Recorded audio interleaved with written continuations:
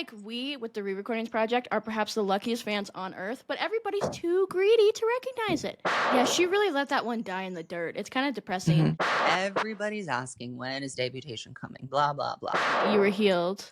Jesus came out and touched you gently on the top of your head like an evangelical pastor and cured you. It was that simple. I became spiritual in that moment. I became spiritual.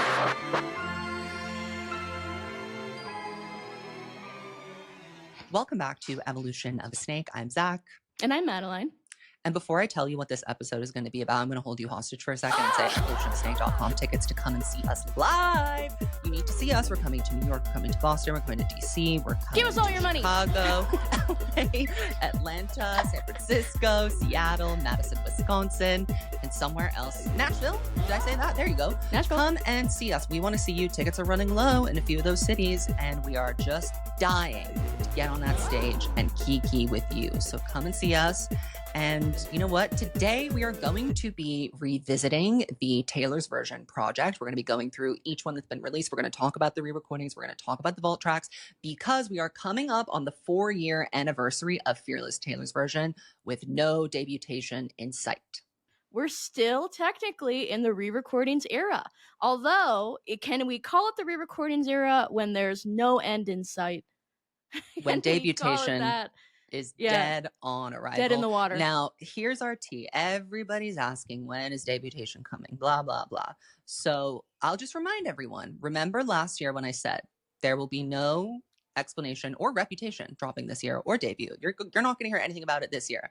And everyone said, you know nothing. You're a nothing knower. And then it came true. Do you remember that? Madeline, do you remember that? I remember it. I was there. I was there the whole time. You were there. You were saying, hell yeah. You were saying my biggest yeah boy ever.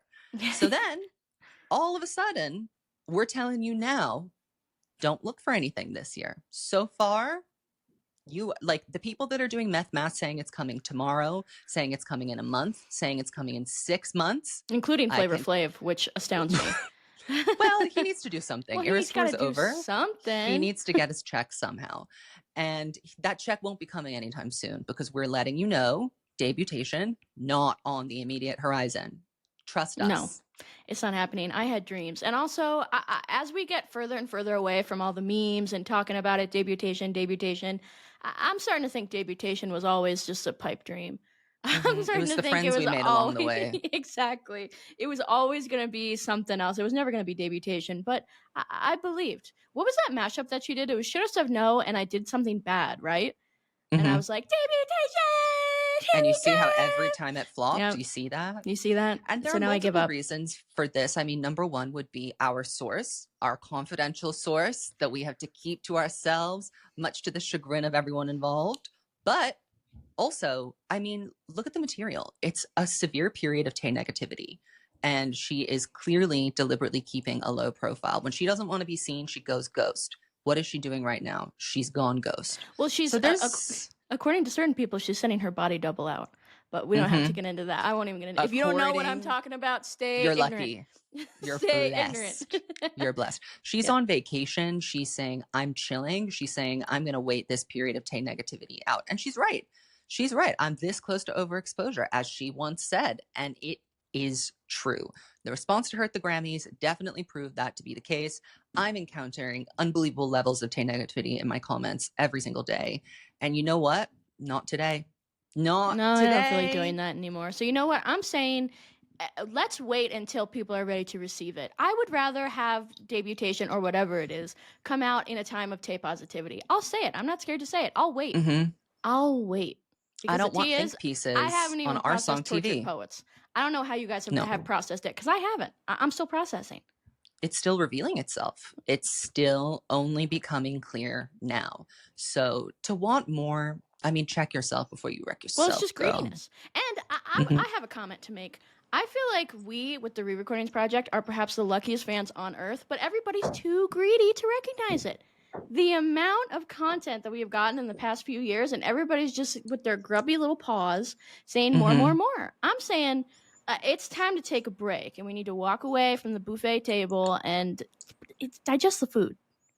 I think it's because the nothing knowers and the meth mathers who made an Well, entire right. presence out of doing nonsense They have because nothing to Taylor do. was doing nonsense. They have nothing to to do. do. So they're scrambling and they're whipping everyone else up into a frenzy, but not on this podcast. No. If we get credible information that there's something coming, we will tell. Time will tell. We will tell, and so But will it's time. not telling now. It's No, not it's telling silent. now. It's silent. And I reiterate, I'm okay with that. Mm-hmm. I'm 13 happy. management headquarters. Yeah. The lights are off. The Yep. lights are off. They didn't pay this month's electricity bill because no one was there. No one was going in. They need to change the Keurig. It's looking pretty gross and moldy. It's not good there. So with that being said, today we are going to be, we haven't even said what the episode is. Today we are going to be revisiting all of the Taylor's Versions projects that have existed so far. I love the Taylor's Version project. It has been one of the greatest joys of being a Taylor Swift fan. And something that's amazing about being a sane person is knowing that if the Taylor's Version is botched, you always have the stolen version for you whenever you want it at your disposal. I love being normal. I like being normal and knowing that. I like being normal and pressing play on whatever I want. It's so much fun. And there are people out there, and it scares me. There are people out there, fans, Taylor Swift fans today, walking amongst us, who not only do they prefer, quote unquote, the botched versions of XYZ, it's the only version they've ever heard. It's scary. I actually can't believe that. Imagine if your only interaction with Forever and Always was Forever and Always TV. I'd be dead by now. No wonder they're not saying best song ever made. No wonder they're not saying that. No they don't care. Wonder. And also the people who are so married to Taylor's versions, like insistent upon them being better and replaceable, you weren't there. These songs weren't literally like woven into the fabric of your life from when you were a child. Like you just didn't have that. So I think that you should be quiet when veteran people express the fact that this is a botch and a bungle. Yeah, I completely agree. And I also would agree with the fact that I also love the re-recordings project. I think that it does something for both older fans and newer fans as well. Like for older fans, you get to kind of like relive the magic of the original era. And for newer fans, you know, if you just got into Taylor like within the past few years or even like 5-6 years ago, you actually get to like experience what the eras kind of were like in the first place, which I have to say, not every other fan base gets. And also, I think that the re-recordings project is a huge reason of why we got so many songs that us as older fans thought were never ever going to be played live again or ever. Crazier was crazy. The fact that she played Crazier, crazy. I never thought we'd see that again. And the fact that she played it, and among a ton of other songs, a lot of artists, of artists will like leave songs to rot in the graveyard. And I thought there were a lot of Taylor songs in the graveyard that we were never going to see again. But thanks to the re-recordings project, well, the ones that are in the graveyard deserve to be there. Only the young. She's rotting. The young. Well, and that's a corpse that I'm not interested. If I was a zombie and I was craving flesh, I would not be going after that corpse. Would not be on the menu. So I thought of how we could start. So we're going to go through each of the Taylor's versions. We're going to talk about, you know, how they were released. We're going to talk about the vault tracks. We're going to talk about what was bungled, what wasn't bungled in terms of re-recordings. But I thought a fun game to play with MADELINE was, actually, you've seen this script, so you know, but I was going to ask you to guess what was the top selling re-recorded album, but you know. I would have guessed right. You would have guessed right. I would have known it was Red. Yeah. Well, I thought it would have been 1989 because of all the hullabaloo when it came out. But the number one best-selling re-recording is Red, probably All Too Well, 10-minute song, 10 billion streams, 1 billion streams, 10 billion. 10 billion. It should have 10 billion. It should have 10 billion. It does in my house. It went number one on the Hot 100. Crazy. Like a lot of crazy accomplishments happened with this re-recordings project, which is what makes it so beautiful too. So the top selling one is Red. The number 2 selling one is 1989. And both of those sold over 4 million copies. Then we have a drop. We have number 3, Fearless, at almost 3 million copies, and Speak Now at 2 million. See, wait, when you don't get up and promote, what happens? Yeah, she really let that one die in the dirt. It's kind of depressing. She was doing everything for 1989 in Red, and for Speak Now it was like, by the way, it's coming out. If you want to buy it, I guess you can, but here's a horrible music video that nobody asked for. Nobody asked for it. Ugh. Well, whatever. Let's take a trip down memory lane. So Fearless, Taylor's version, was released on April 9th.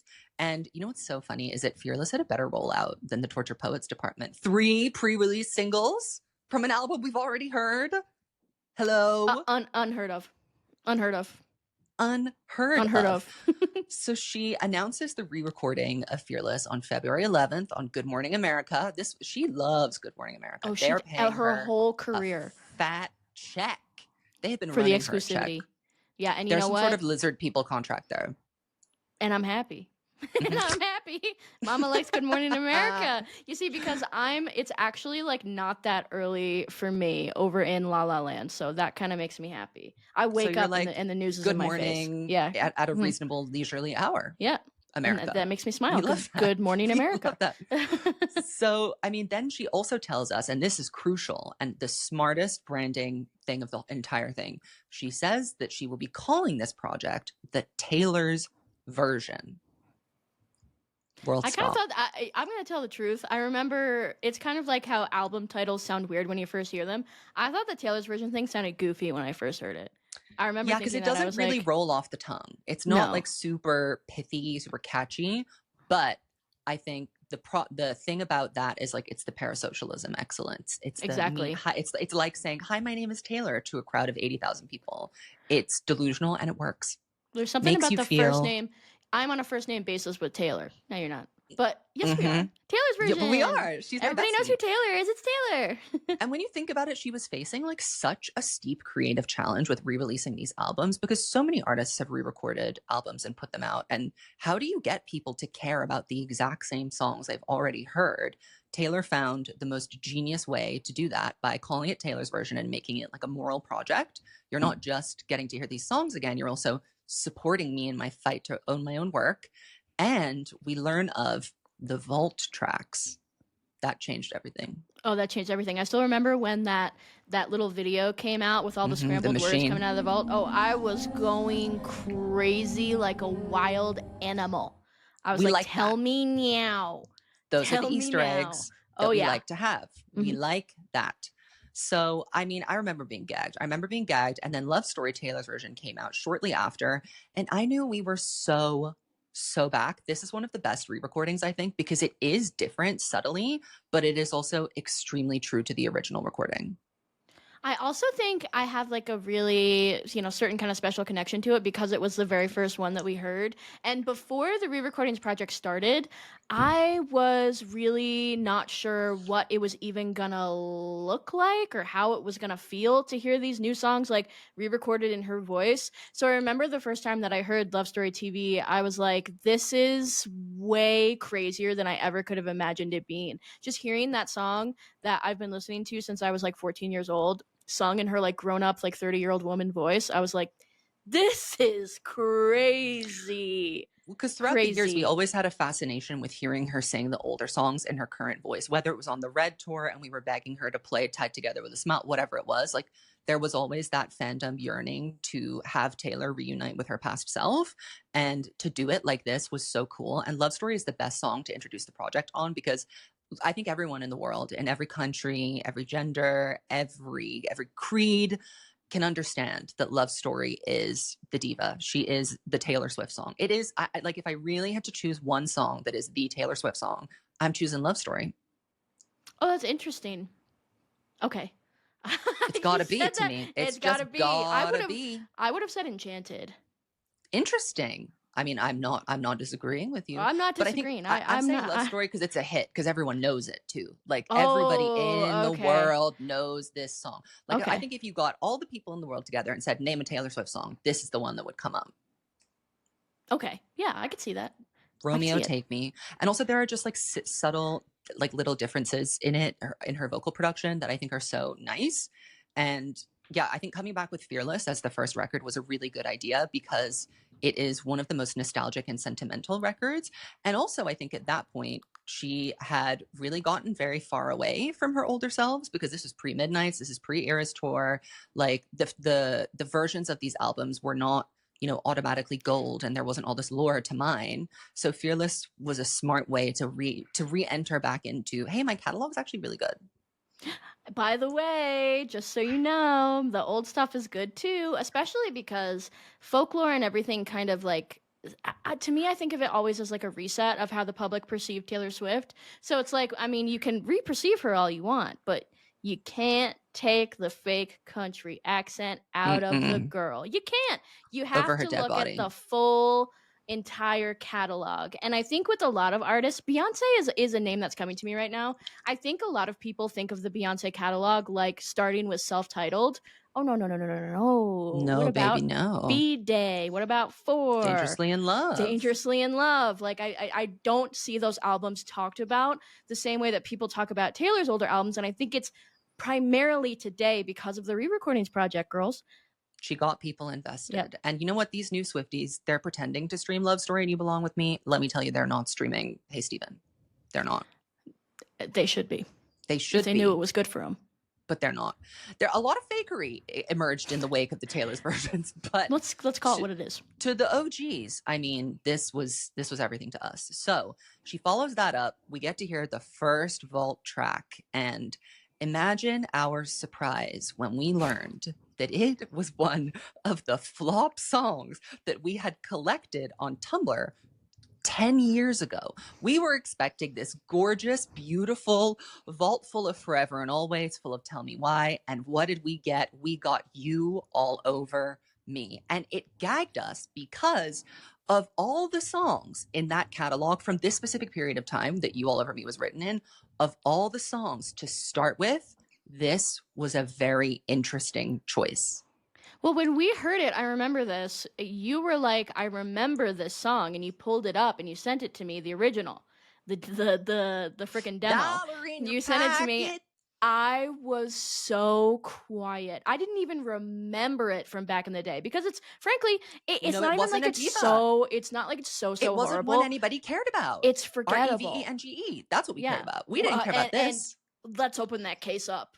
Well, Debut, we need REVENGE, and let's open the case. But nonetheless, You All Over Me was certainly no REVENGE. It wasn't even a being. It's not even a C tier. It's like a D tier.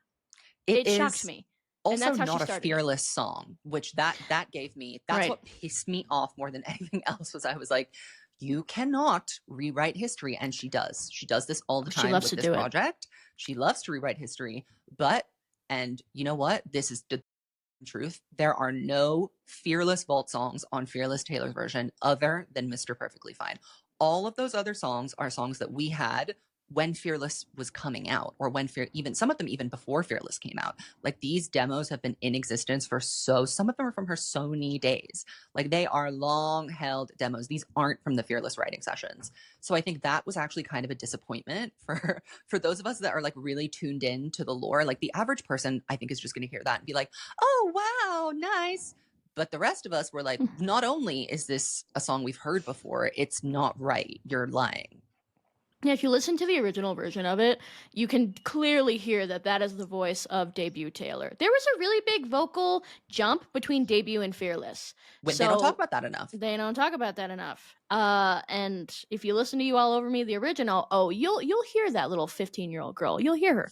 You'll hear her. She's there. She's present. Yep. So then I was kind of like, well, fine. And the cover art, this was during the pandemic too, so like promotional activities were very limited. The cover art was literally an iPhone picture of her in a bar, and I was like, okay, thanks. What does this have to do with Fearless? I remember that picture. Nothing. Absolutely nothing. Thank you. Nothing comes to mind. Nobody thinks about it. Then we hear that another vault song is going to come out, and it is called Mr. Perfectly Fine. And as soon as I heard the title, I said, we're so gone back. We are so back. And when I played it, I remember so clearly, I was going on, my back was really sore at the time. I was like suffering from a back injury. So I went on my morning like cripple walk. I was like limping around, and I played Mr. Perfectly Fine, and the sun was shining, and I felt like I was 13 again. No, you were healed. You were healed. Mm-hmm. Jesus came out and touched you gently on the top of your head like an evangelical pastor and cured you. It was that simple. I became spiritual in that moment. I became spiritual. Suddenly, I believed once more in the power of Mr. Perfectly Fine. Yeah, so did I. The healing hands of Mr. Perfectly Fine. Exactly. I mean, this just is it. You can tell, and this is what I mean. You All Over Me and Mr. Perfectly Fine are great examples of how you know when a vault song is a real vault song. Because as soon as you turn on Mr. Perfectly Fine, you're like, oh, this was meant to be on Fearless. If anything, it gives the bonus tracks from Speak Now. It does kind of give that too. But Mr. Perfectly Fine is the song. And I said, it's time to cook Joe Jonas again. I've let that fire go out in me and it needs to be lit the up. No more I send their babies presents. Now you didn't mean it, baby. Well, the other thing about Mr. Perfectly Fine, I think, is that you know exactly why that song got left off. You know that she played that song for Scott Borchetta and he said, "To pop." And so that's why it wasn't allowed to be on the record. But I'm kind of saying, imagine if I had gotten Mr. Perfectly Fine when I was 13, 14 years old, it would have become my whole personality. So thank God that didn't happen. I didn't need that because I already had a lot going on with this album. So it's one of those vault songs that I actually really appreciate as a vault track. I'm like, all of the silver linings kind of aligned, and we got to have Mr. Perfectly Fine in the year 2021, and I cheered. I cheered louder than anybody. I do have one major regret that involves Mr. Perfectly Fine, and that's that you and I didn't go as Miss Misery and Mr. Casually Cruel. We were going to do that, and it just never worked out, and we really, really should have. Because I didn't see anybody doing that. I saw people doing Mr. Perfectly Fine, but I didn't see a Miss Misery and a Mr. Casually Cruel. No, didn't see them. Where were they? It should have been us. Were they? Well, that's an idea for our Nashville show or our Atlanta show, wherever we're doing Fearless. The cover art, yeah, so about that pissy yellow tone, it's not my favorite. It's shocking. Shade. It's shocking. No, it shocked me when it came out. I hate. I'm gonna be straight up with you. I hate everything about it. I hate the weird little top that she's wearing. I hate the hair. I hate that it's an outtake from the Willow single shoot. Yeah, it quiets me. I don't even know what to say about it. The tone of yellow is completely wrong. It's like sepia. That's the problem with it. It's not golden. It's not like that crisp, nice yellow on the Fearless cover. I appreciated the effort. I said, this looks like it was taken in somebody's backyard at a barbecue. And I said, you know what? It's the pandemic. So I'm going to let that one go. But if you ask me the question, I'm going to say, I think it's one of the worst pictures ever taken. Thank you. Well, I'm saying I'm not letting it go because the pandemic is not an excuse, because Evermore Folklore's greatest album art of all time. So we definitely could have cooked something better. And it wasn't even, the photo itself could have been worked with. It's the pissy yellow that I can't get over. The yellow on your eyes right now is the gold. That's the gold that we wanted to see for an album cover. We didn't want to see brown, yellow piss. Piss colored Fearless. And it's no contest. A lot of people will say, like, all of the album covers are upgrades for the Taylor's versions. No, hell. You can't even. I could take it for a couple of them. I will not accept that. For Fearless album Taylor's cover, version. Some of the greatest album art of all time. Say that. That hair flip, we don't talk about it enough. And I'm sorry if you're not going to get your ass up and curl your hair. Don't flip your hair. Yeah, she couldn't even have been bothered to get the frickin' curling iron out. That's you see how she learned with Speak Now. You see how she learned. She learned real quick. She learned real quick. Learned. Yep. So obviously, when it came out, it was a smash. Fearless Taylor's version debuts at #1. This is a really historic moment, changed the music industry forever. And the Tayoptimism is crazy. The critics went absolutely bananas over this. I'll read you a couple of reviews that it got. The new album sounds like a terrific remastering of the old, the same notes, and you'd swear the same performances, but sounding brighter and punchier just on a surface level. But on a more philosophical one, it's not just a case of Swift playing with her back catalog like Andy Warhol played with his soup can. It's really a triumph of self-knowledge and self-awareness. Pitchfork gave it a 7.5, and they said part of listening to Fearless Taylor's version involves tracing its link back to our own past selves when we could pretend that wanting was worth more than knowing, that wanting could be everything. The meta layers of control and contrition tangle in these re-records. Taylor Swift was 15 herself when she signed her deal with Big Machine Scott Borchetta, who eventually sold her catalog to Braun. She is making some of the best music of her career now, and presumably putting that on hold to wrangle control of her over her old records. The past always becomes a difficult place to revisit. Interesting. They said Tayoptimism all the way, ladies and gentlemen. All day long. Tayoptimism. And I always kind of read these like early rave reviews of the re-recordings as more of a review of the project itself to me, and like less of a review of the actual music and like the actual quality of the re-recordings, because I mean, there was some botches. Fearless. There wasn't much to say about Fearless because the vault tracks were just kind of whatever. And the re-recordings, generally, I think you and I both agree on this. Overall, for the re-recorded songs, Fearless is the best one by far.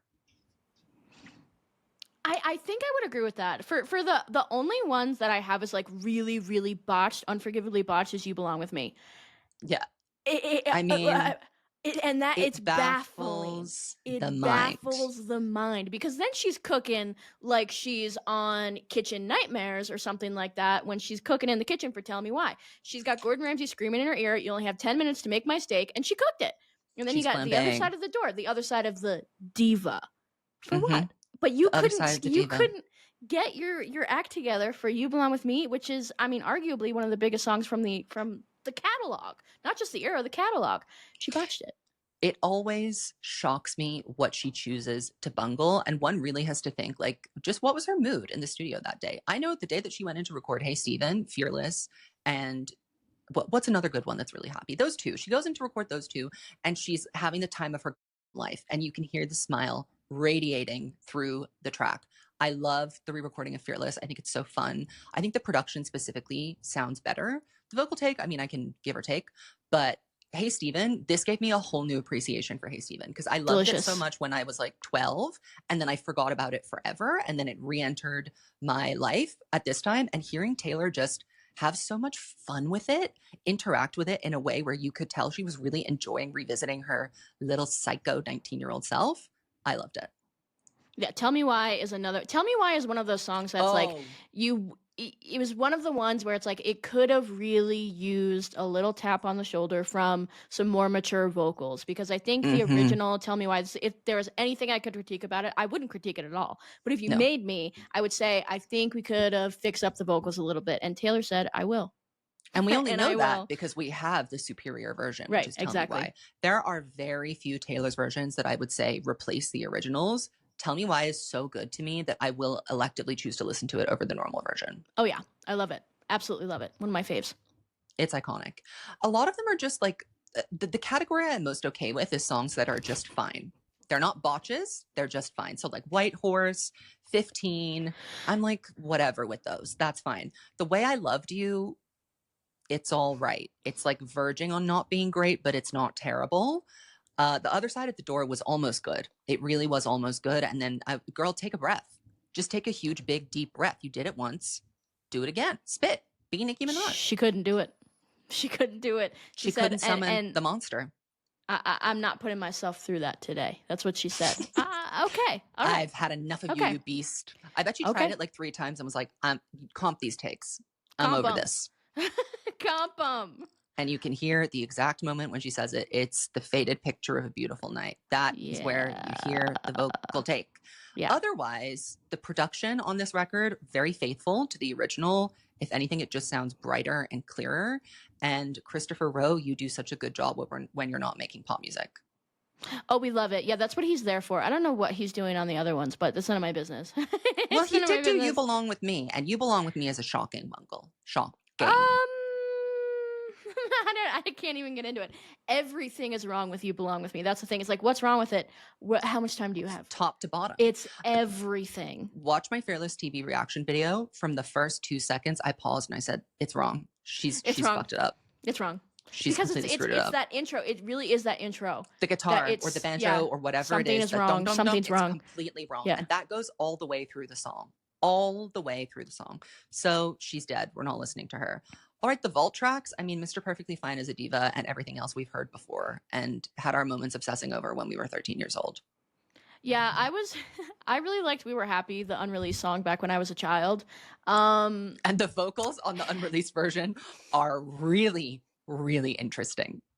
I'm kind of wondering to myself, why did she do this to this song? And why was Keith Urban there for no reason? It could have been all right. Here's the thing. If it had a fuller production, like it was meant to, by the way, it was meant to have a fuller production, I think I would have accepted it more. Whatever this thing is, I want it away from me. I don't play it. I will not play it. I don't want to think about it. It's out of my head. That said, I've been known to turn on That's When, and I wouldn't kick it out of bed with me. I like that song. That's When is a good song. My issue with That's When really is the production. I think the production is verging on not Fearless. And my biggest gripe with the vault tracks, Jack Antonoff, get your paws off of the re-recordings. Well, the re-recordings, some of them, things. That's okay. But even some, he's messed up. So I'm saying, Jack Antonoff, you need to make new stuff. Let's not go back and tinker with the past because I don't trust your vision. I really do not trust your vision. Don't You is not a Fearless song. No, and it's my least favorite Taylor Swift song ever. I have listened to it once. That's crazy to me. I hate it. I hate it. It is unacceptable to me. It doesn't that's that belong on that. where it is. No. And what we learned as well, we learned two important things when this came out. We learned that she was just going to gather songs and put them wherever she wanted them to. So Today Was a Fairy Tale goes on Fearless. Sure, why not? She kidnaps If This Was a Movie and sends her to Fearless. Some of us weren't okay with that. Some of us were not okay with that. Well, it doesn't make any sense in the context of Fearless either. It's literally a Speak Now song. Everything about it says Speak Now. And anybody who says otherwise is living in La La Land. That's not my reality. Oh, no. It lives on Speak Now. You're a traitor. We also learned that some of the vault tracks would have features. This has got to stop. This has got to stop. It goes wrong more than it goes right. It must end. And it can't be with men. This is the most important part. No men. No men. No men. Maren Morris on You All Over Me. What's the point of her even being there? It doesn't make any sense. She wasn't even there. like, here's she the tea, is that her. when we get into like the Speak Now vault, at least those made sense why she picked those people. Maren Morris, where did you come from? She was but a twinkle in your eye. Yeah, she was nobody. Keith Urban, that says I couldn't get Tim McGraw. Oh my God.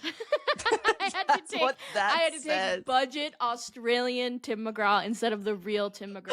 I had to call Nicole and be like, can I borrow him? We have Tim McGraw at home. Well, so I think we talked about everything that we've needed to discuss with Fearless. Tayoptimism all-time high. Speaking of, we love to hear it. Red, Taylor's version, comes out that same year on November 12th, 2021. And you know what? The excitement was at an all-time high. The appeal of the vault tracks really is in the lore expansion, which is why I think Mr. Perfectly Fine was a hit, other than just being a great song. People were like, get him again. Let's get Joe Jonas again. We're excited. And, you know, we had bigger fish to fry on Red. We had a Jake Gyllenhaal to cook, and we were all ready for that. We were ready. And this was definitely the most ambitious re-recording project for Taylor to undertake, with so many genres involved on this album. We didn't yet know how bad Christopher Rowe could mangle something other than country pop. We didn't know. No, we had no idea. We had no clue. We had how terrible it would idea. all soon become. Yep, exactly. And this was also right in the middle of Taylor doing nothing. Like, this was still the period of time where she was recluse with Joe. So the cover comes out on June 18th, and it is set for release in November. One has to wonder, why I forgot about that. The lead time. That's absurd. It was so evil. I remember that. I was like, now why? And we didn't even get a re-recording. With Fearless, we got Love Story. We got and nothing. You know why we didn't get a re-recording? Because they were getting bungled. They were busy getting their heads cut off. Taylor was like, I can't put this out. Oh, I can't put that out. Yeah, you're right. We didn't have anything from Red TV when it came out. Not a single scrap. We had to daydream the whole time. Not a scrap. And I don't like that. Why don't we just release the biggest hit from the Taylor's version re-recorded project just to promote it? Because it means that she would have to show some of the weakest and most egregious bungles in the career. We are never ever getting back together. She knew that would not have instilled confidence in the Taylor Nation. No, and she knew that. I can't believe it gets played. I really can't believe, of all of the re-recordings. How do other people not hear this and go, that's not We Are Never Ever Getting Back Together? Or at least they think this isn't good. That why this is the hit? I don't. This song? Is the diva? I don't think so. When the original recording goes so hard, it's such a good pop song, and it just gets completely deflated. Right. So, getting ahead of ourselves. But we find out before the full track list comes out that there will be All Too Well 10-minute version. Chaos ensues. Of course, you all know the lore behind the 10-minute version. We were gagging. Madeline and I actually were in denial. We were like, it's not real. I don't remember what my reaction. Isn't that strange? No, I cannot remember what I thought about it. We said it's just her making shit up now. There's no way it can possibly be real. That was our take. Oh, our take was she made it up. Like, she sat down and made up a fake All Too Well 10. Well, let me ask the audience. It's possible. It still could be possible. We don't know. Anything is possible. Pigs could fly in the sky tomorrow. You just never know what's going to happen. And we also learned that there will be 2 songs called Babe and Better Man, which I was personally very excited for because I loved the 2 of those songs. Madeline is a known hater of Sugarland and non-listener to the original version of Better Man. So were you excited? No, I didn't care. No, I did a Babe and Better Man. I couldn't have cared less, but it's ironic because now Better Man is definitely one of my favorite songs on Red. But Babe, I don't care for Job. Babe also suffers from Jack Antonoff production. I'm just going to say that. The Sugarland production I love blaming is him. better. I love blaming him. Is better. So the album really was a garbage dump. Like the Red TV album was a porous, open hole for anything. It was a sinkhole. Safe and Sound? Yeah. Eyes Open? Absolutely. State of Grace acoustic? We got to re-record that. Let's get that up in the chat. She was saying anything. Ronan, if it fits, I sits. If it fits, I sits. And you know what? I cheered. And when Mason got me the Red TV vinyl for Christmas, I was absolutely astounded by the amount of plastic. I was like, I can't do this again. She should be ashamed. This is the number How of many discs was it? Oh, I don't. I'd have to check. On the top of my head, I want to say 4, but it might have been 5. That is which simply is too many. Imagine crazy. putting your vinyl disc on and hearing "I Knew You Were Trouble," Taylor's version through your precious speakers. Well, imagine that. having to actually listen to it all the way through. You know how many times you have to flip and change, flip and change, flip? It's not worth it. It's not worth it. Girls, there's Spotify. There's a reason why we moved on. So Red Taylor's version comes out to universal take claim, as it should. Take claim. All Too Well is the longest song to ever go #1. It's legendary. And I would say that this is probably the best vault track collection of them all by quality. What do you think, Madeline? Oh yeah, Red. I think this is universally known. Red is the best vault, hands down. It's the biggest one. It's the most dynamic. It's the most diverse. It goes the most places. It has the least amount of truly egregious flops. Sincerely, it's the best. It's also the most revealing because something that we didn't realize until we got the Red Vault was there was a lot that went on in the making of an album that didn't make it through to the final version, but adds a lot of interesting, colorful texture and context to the story. So songs like Nothing New, and even songs like Message in a Bottle, hearing her first draft basically at working with Max Martin before she got to the good stuff, it's like a really interesting peek inside the artist's workbook. Like we get to see what she was playing with, what she was toying with, the decisions she had to make. I mean, there are so many songs in this album writing process that whittling them down must have been so difficult. And to let something like Better Man go, it means you know that you have gold on your hands. And that's the other thing about the Red TV vault. She was putting things in the vault that I would have had to have had ripped out of my bony little paws. You would have had to kill me before I said, let's not put The Very First Night on the album. Not on my. And again, I know why it wasn't. Because that rat man named Scott Borchetta said it's too pop. And he was wrong. Oh, he for sure did. He for sure did. And you know what? I think that Ed Sheeran heard this song at some point and copied it to create Galway Girl. Galway Girl is a poor man's version of The Very First Night.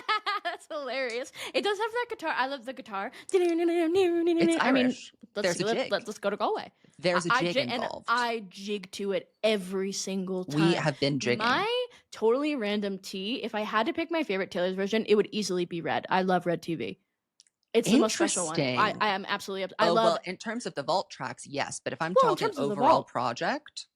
Well, I like it most because she kind of played favoritism. She really to me, Red TV was like an era. To be fair, like this was, and that makes me happy as a Red stan. I like it. Listen, I smile. I was smiling the whole time. Cheering. I think it was because it was like right when things were starting to become semi-normal after the pandemic, and she really wanted to go out and do bejeweled behaviors and like be out on the town at her movie premiere, playing songs, playing All Too Well for the girls. Like it's like she really wanted to be out there on Jimmy Kimmel, on Jimmy Fallon, and I was cheering. I said, "This is an era. It's a new era. It's a new dawn. It's a new day. It's a new life for me." I love Red TV. She picked up so many new fans by doing that. By making it a spectacle, she picked up so many younger people. Like I remember when my mom brought her friend over with her son, who was like a little 9-year-old boy who like loved Taylor, and his favorite songs were he like the most random songs ever. They were all like Midnights and a few of like one Reputation song. But he was like, my favorite song of all time is All Too Well 10-minute version. I was like, you're 9. What's in there? He understands it. He understands it. Something is cooked inside that song. And let me stop being ungrateful, because as a Red stan, my favorite album got the favoritism treatment, which is funny because there was a period of time where Taylor looked back on Red with kind of a dismissal. And I think this gave her the opportunity to right that wrong for herself.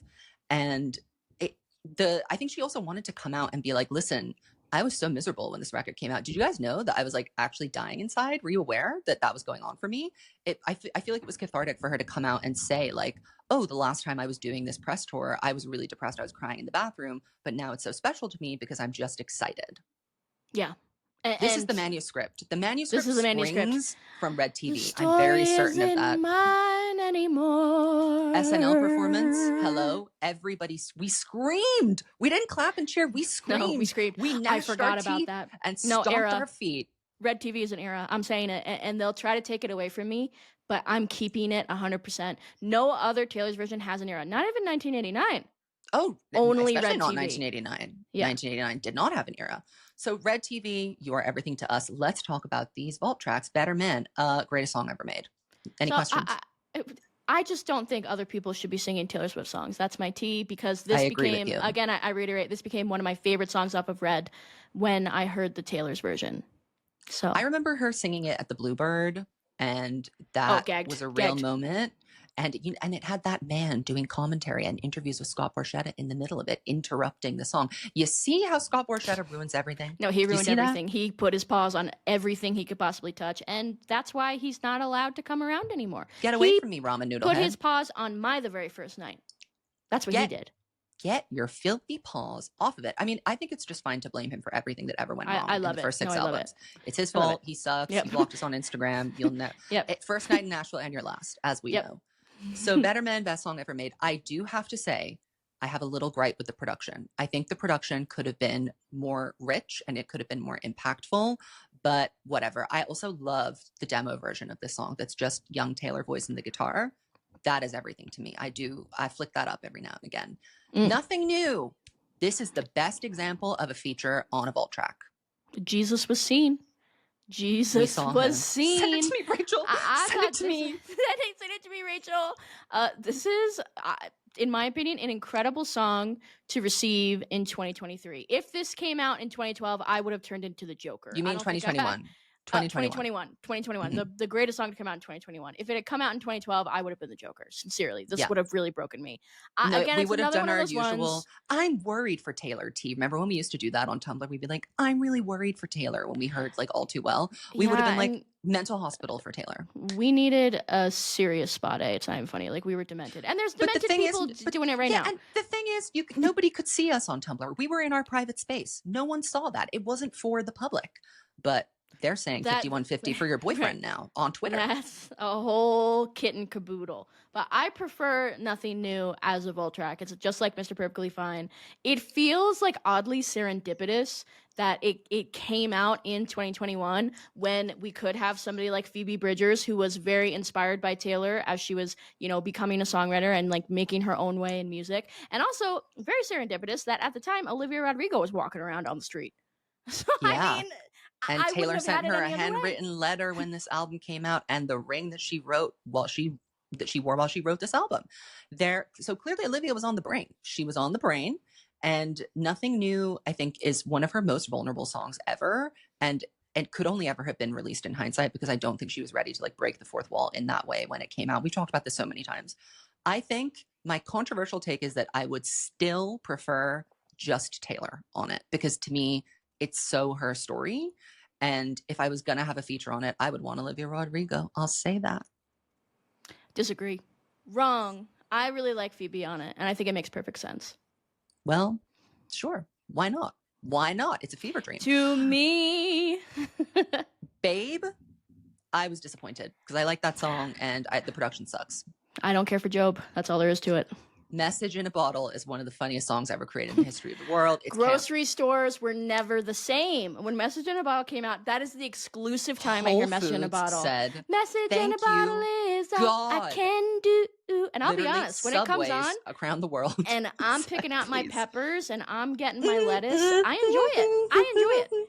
I like Oh, it. absolutely. I like remember it. when I first heard it, my first reaction was when you heard the I know, I was like, I was like, like oh I literally no. edge balled. And the chorus I is so know catchy, that you but those like me. verses are diabolical. But I forgive her because I was like, oh, she was working through, like, this was a test. She was like, how would it be if I wrote a pop song that had nothing to do with country at all? Because all the other vault tracks have a country element of some description to them. Even The Very First Night, I argue, has a country element to it. Oh, Message yes. in a Bottle is pure Sweden. Yeah, and that's what Scott should have said. No, absolutely not. Not on my And watch. he was right. He was kind of right for that one. That's right.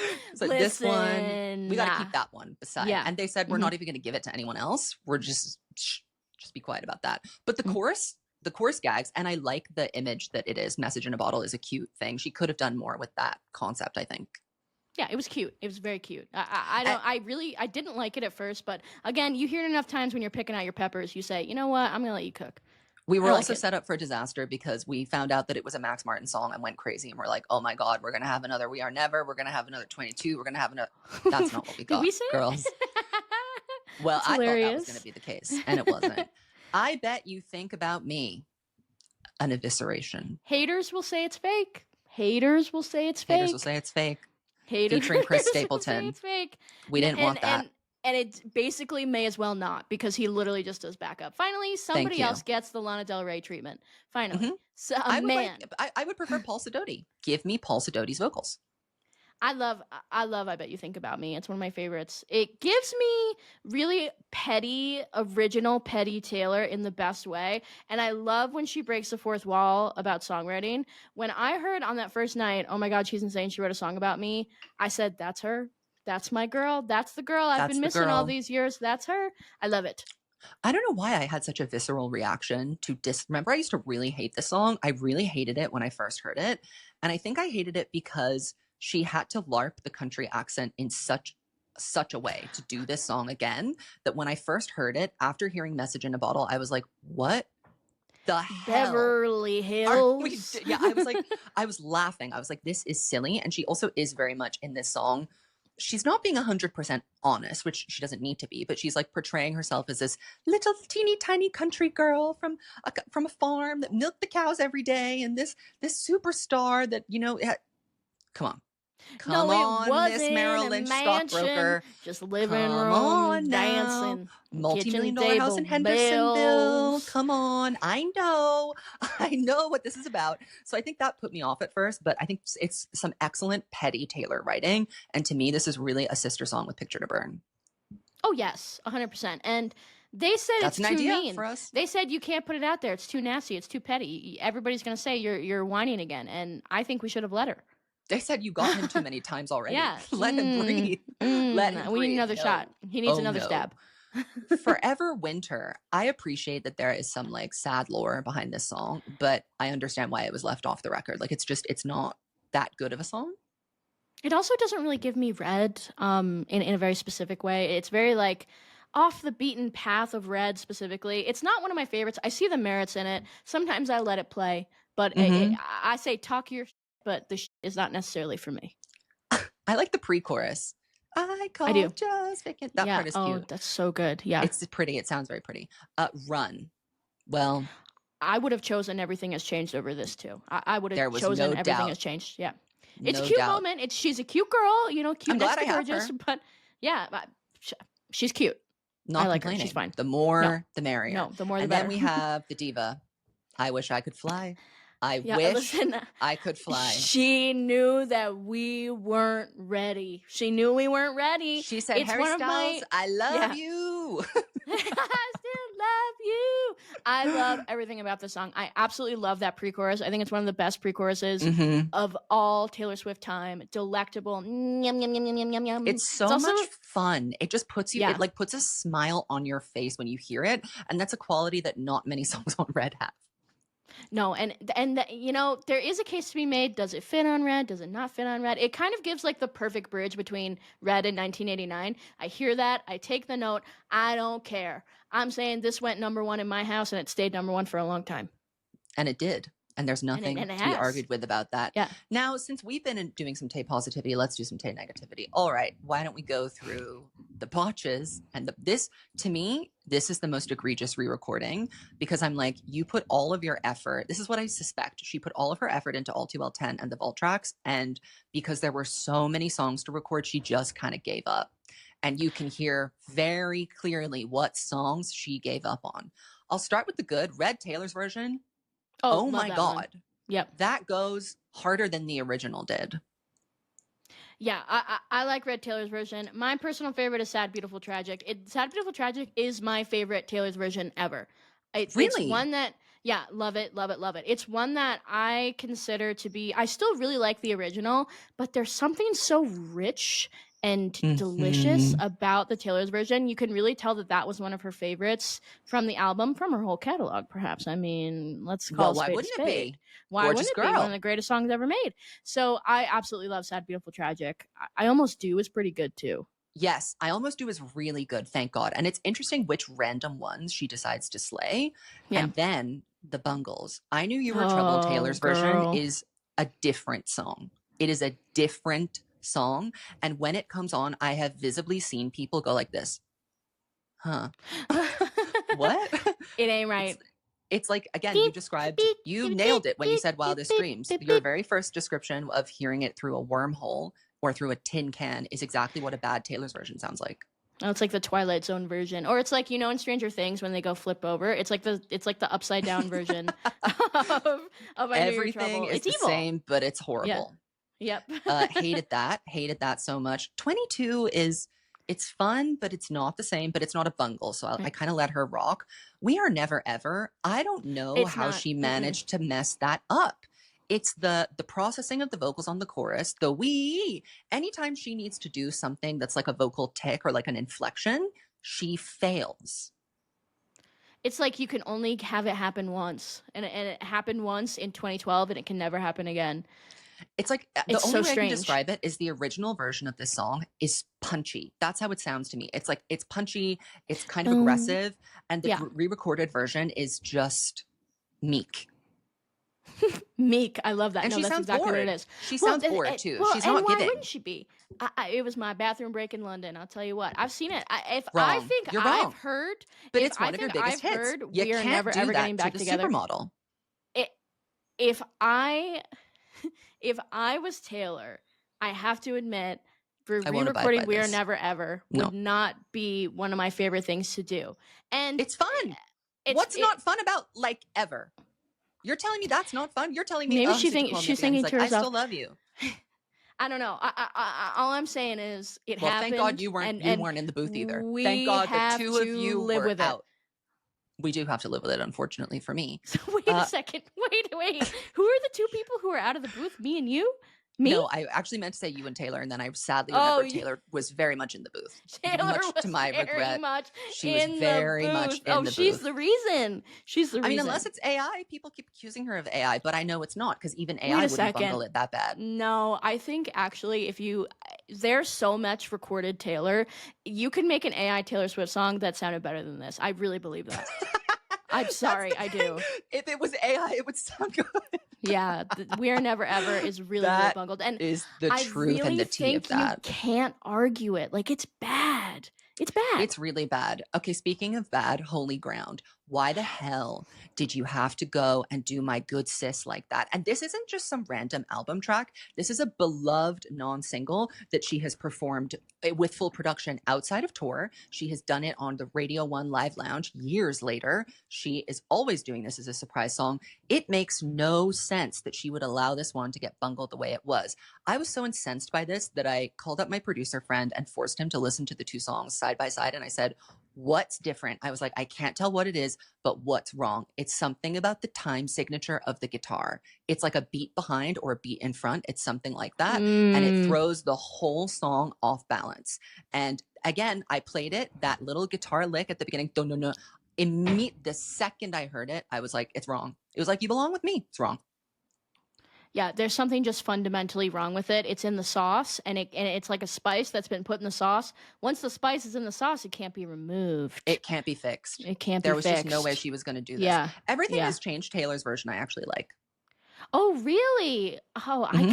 I don't really like that one for some reason. I don't know why, but I'm kind of weird about everything has changed. I don't know what it is. It's like I wouldn't say that I You have a like it love-hate or relationship with I her. do. No, it's like Hmm. I love it. I really don't like it that much. And then it's like, oh, it's one of the, best songs on Red. No, it's not. What are you talking about? It's so strange. It's Well, I so know how to weird. remind you that you love it. That last chorus, the lyrics in the last chorus. That's Oh, why we love it. I love, love, love. And Exactly. also, it was my surprise song in Seattle. It was my piano surprise song in Seattle. I mean, I have a special There's a connection. message in a bottle for you, and it's saying Yeah. everything has changed. Greatest song ever made. Message in the bottle is Period. I'm getting Delivered my to you. peppers. I'm You're getting my peppers.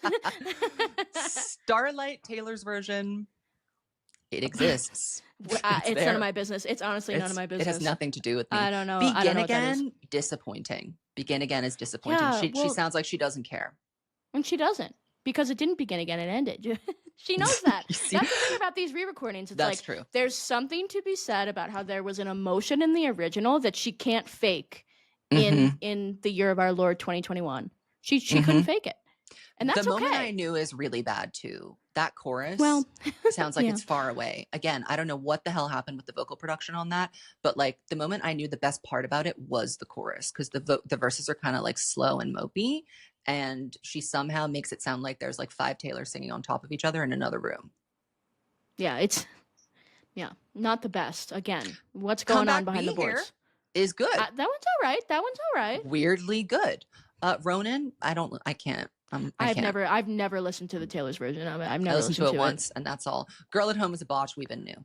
We've been saying that. Yeah, that and you know what? It's the only one where she's gone that far off the OG. Like she really said, we need to do a full Frankenstein to her, because it's not what I don't like it. I so don't like they to be said, associated with her. Let's ruin we'll her make life. you like it.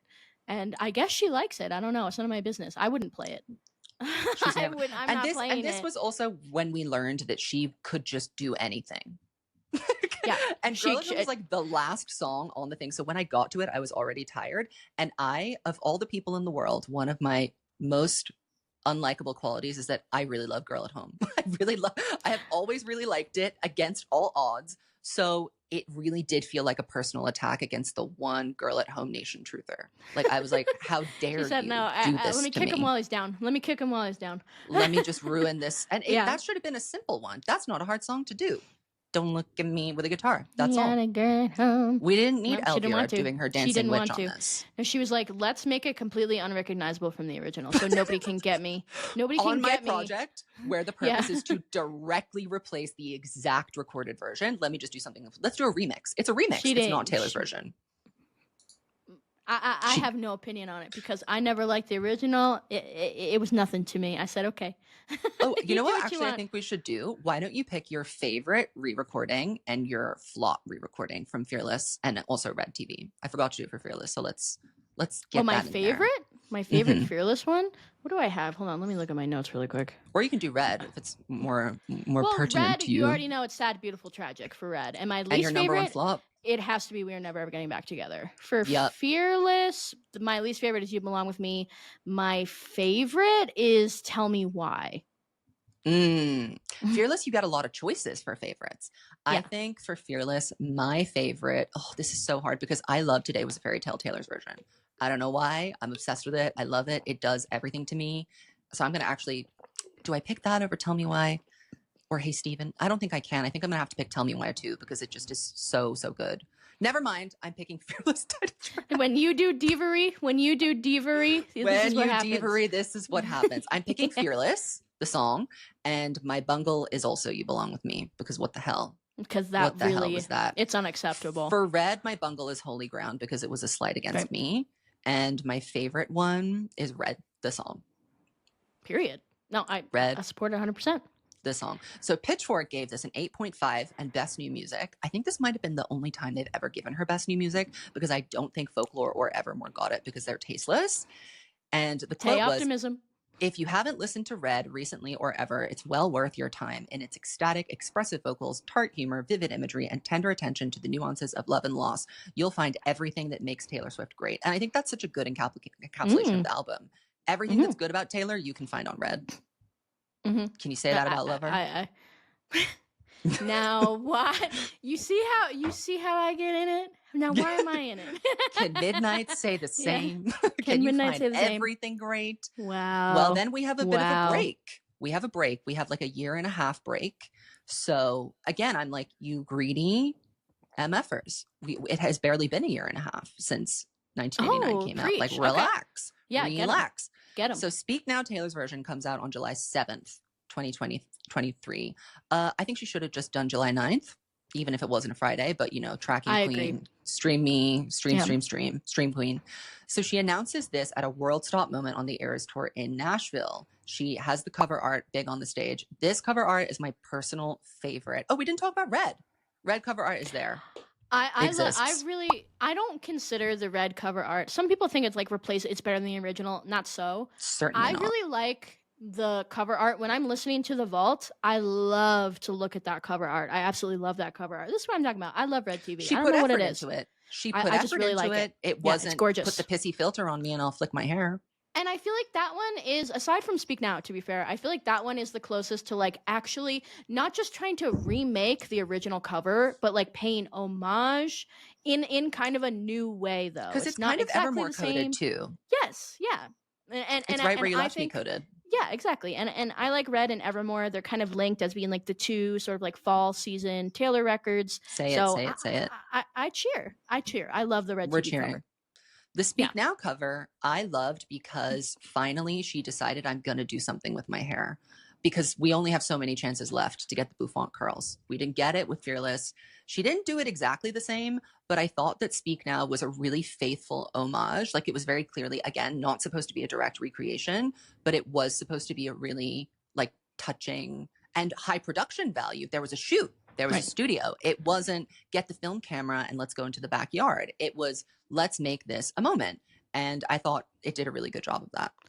I love the I love the Speak Now TV visuals. Actually, it's the only one. It's not the only one I have. It's the only one I willingly bought for myself, though. I bought the Speak Now TV on vinyl because the vinyl and the packaging and the imagery is so beautiful. I mean, purple is my favorite color, so I was predisposed to really like it. But it's seriously so beautiful. When you open it up, it has that full picture of her lying in the lilac bushes. Oh, I love that. It's so beautiful. And the ballet I love to display it.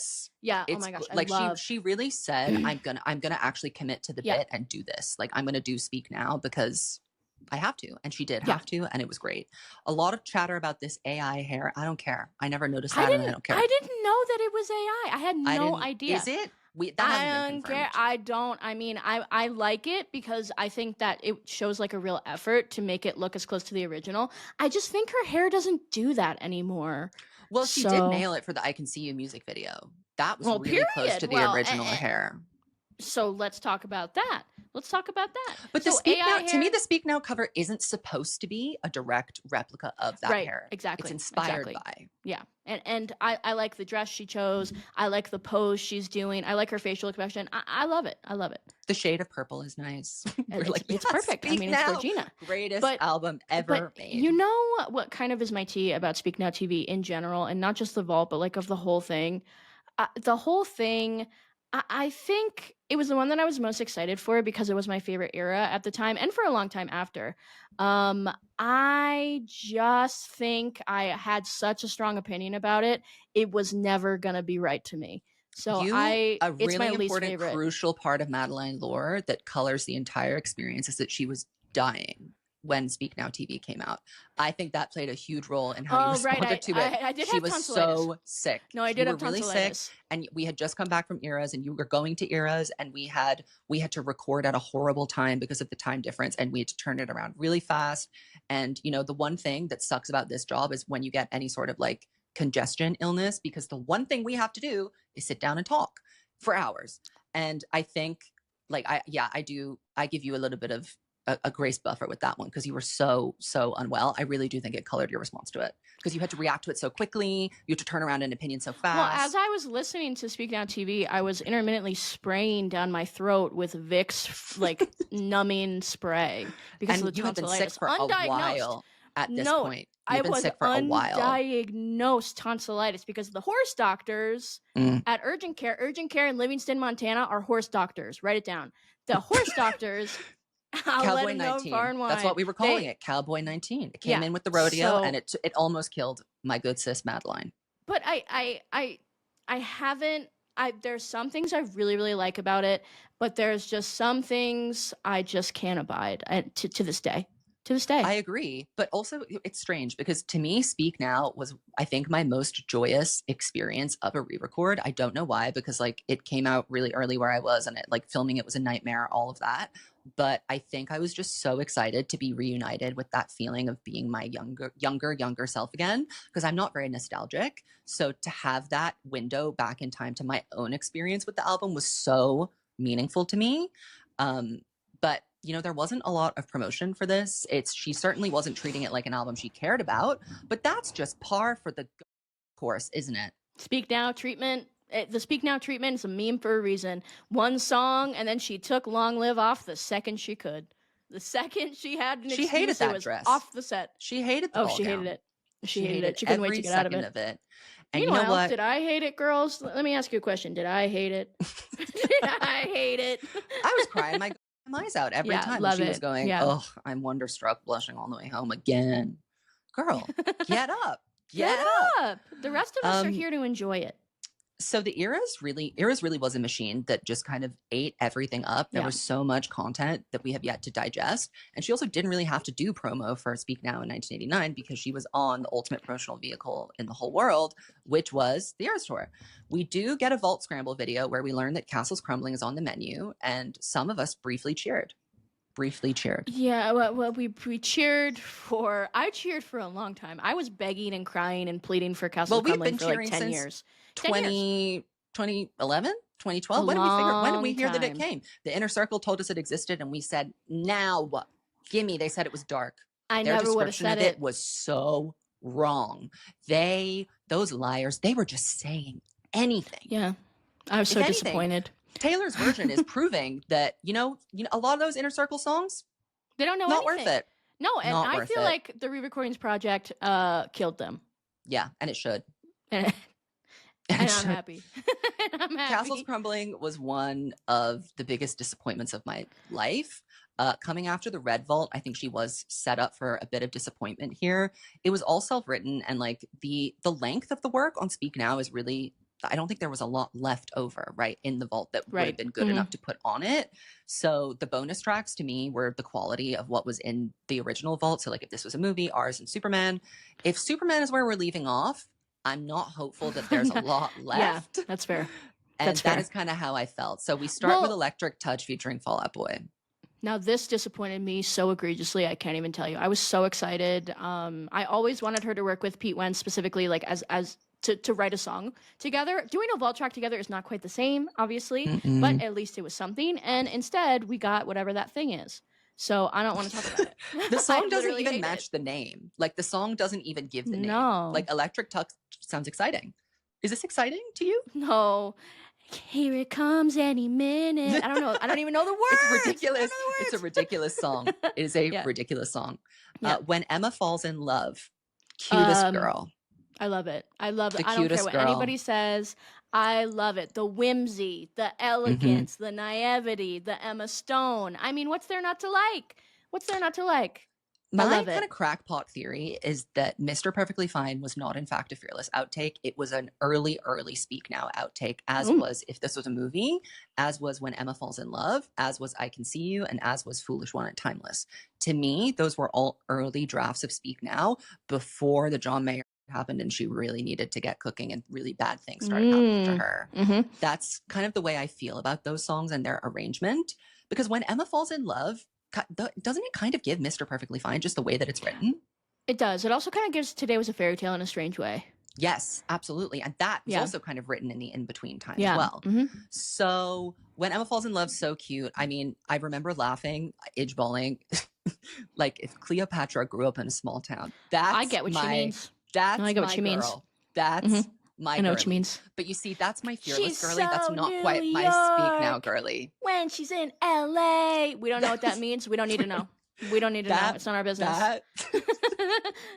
That actually, When Emma Falls in Love is a great example of like how this is not a Speak Now song. Like, it's so clearly the fearless voice to me and the fearless writing style. Like, if you put When Emma Falls in Love up against Sparks Fly, oh girls. But Sparks Fly was written years ago, to be fair. So TBF. Yep.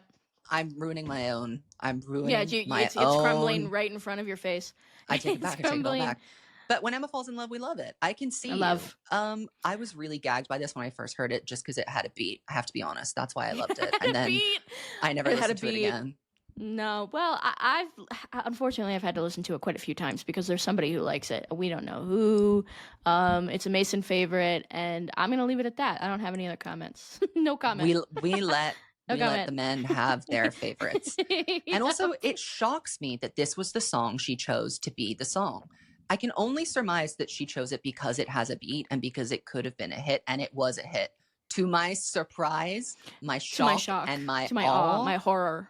The fact that she would waste a return to the Speak Now gold dress, that look on this song. I can't believe it. It don't make no sense. No, I don't. It's none of my business. But again, what other song would she have chosen? When Emma Falls in Love? Foolish One. No. Foolish One. Thank you. Foolish One. Taylor Lautner. My cards are No on the Taylor table. Lautner. I didn't ask. Oh, for so that. you're I saying asked for in the a different universe. And the ringlets. And I want a music video in the Speak Now apartment. Why can't I have if that? we're talking Sit by about those koi fish and dream. If we're making a whole brand new music video, that's a different story. I would have chosen any other song other than I Can See You. I would be doing When Emma Falls in Love. Let's bring Emma Stone into the mix. Put her in the music video. I mean, we would have done anything. Mm-hmm. But instead, she kind of crapped on it. But to be fair, she was in the middle of eras. Literally in the middle of eras. For no reason. Easter egging for no reason. Like, there was no reason for that. Foolish One. Oh, wait, no, Castle's Crumbling. I skipped over it because I thought it was traumatizing. Well, featuring Hayley Williams. Poor Hayley Williams. No comment. There's a reason why this wasn't added to the set list the way that Nothing New was. No comment. She knew. She knew exactly. She knew we didn't like it. She knew we didn't like it. She didn't like it, clearly. She did not She didn't like it. No comment. Foolish One. Greatest song ever made by Many people are saying this. In the history of time. Many I've heard people are say saying this it. song is annoying. Who said that? Oh, Who many said people. That? Those Who are new these rat people? Swifties. The new rat Swifties. They don't get it. No, they don't get it. Because the the thing message is, in a bottle are the ones saying Foolish One is childish. Grow up. Foolish One to me is like one of the most like true to form Speak Now vault songs. Honestly, one of the best vault songs of the entire thingamabob. It's the only one that feels like an actual Speak Now vault, the way that Mr. Perfectly Fine is the only one that feels like an actual Fearless vault. And again, it would have become my personality. She knew not to give this to me when I was 17. She knew. It could have changed things. Yeah. It could have changed things. I could have learned. It's just so quintessentially Taylor, and I think the part that made me like so emotional was the la la la at the end. I was like, oh my god. Oh, I love that part. Oh my god. And she is the foolish one, always and forever. Oh, she is, and she was the foolish one when the Maddie was happening. She was being the foolish one. She came back. Mm-hmm. She always does. Stop checking your mailbox. Stop it. She God won't. damn it. She opened the mailbox. Off. She opened the mailbox and she saw Downtown Lights. What do you want me to do about that? One of the best things that ever happened to me was Foolish One Tell Me Why mashup. Yum. That was seriously delicious. Some of her greatest creation, and it sent me into tears. It sent me into tears. It sent me to the stratosphere. Timeless. MADELINE. Haters will say it's fake. Haters will say it's fake. This was her select when it first came out. No, when it first came out, well, it moved was timeless truther. Well, just like you were begging for a beat with I Can See You, I was begging for something too. I was begging for something too. What were you begging for? I don't know, What's but the quality I really liked that it had it. that hit No, something in you? I still do really like it. I still do. Honestly, I get the problems that people have with it. The problems that people have with it are the problems that make it a classic Taylor Swift song. Well, it's ridiculous. That's my problem. It's ridiculous. Exactly. But the things that are ridiculous about it are things that are very quintessentially Taylor. That's why I like it, especially for the Speak Now era. Yeah, it's giving first draft at writing long, meandering songs. Let me put this one down while I go cook up Dear John. That's just hateful. It's hateful for no reason. You see how the best produced vault tracks are by Aaron Dessner, too? Yeah, well, you're the one who always kept saying to me for years on end, we need to get rid of Aaron. I'm tired of him doing the same thing all the time. Now, I didn't say get rid of him on the vault tracks. I never said that. Said we need to retire Aaron. He said it. Never. Somebody find compilation. You Now, could make never the find that. compilation. You could never Make the find it. compilation. You could never find it. To me, let's go through the re-recordings. To me, I think this is the highest hit rate in terms of no bungles. Like, there are bungles, but in terms of the amount of bungles, it's one of the lower ones. Maybe Fearless etches it out, but this one to me is overall pretty good. I love Mine Taylor's version. I'm obsessed with Mine Taylor's version. My favorite is Haunted. I love Haunted Taylor's version. It in a way that the original just can't get to. It just sounds like she needed the power. She needed the power. And it's also the instrumentation. Like, I feel like I can hear it all so much more. And she hired orchestras to do Haunted before. So I wonder if she got another orchestra to do Haunted for Speak Now TV, because it sounds like it. Well, it's absolutely delicious. It just sounds so full and lush, and I love listening to it. And I love having a little something to put on my playlist when the spooky season comes. It wallops you over the head. It's one of her only true spooky songs. Yes. Honestly, we need to go back there again. Sparks Fly, I can't believe that she did that. Dear John, I can't even talk about that.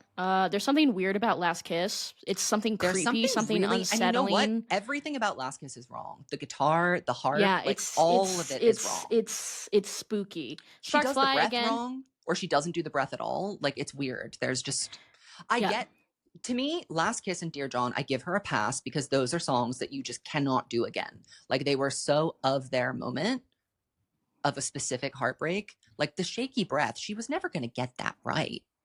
No, because there's no emotion in it. She doesn't give a rat's fat. She was bored. She was on the EOAS tour. No, she doesn't care. Another one that I think I'll give her a pass on this one, just because I think this was always going to be impossible to do, is Mean.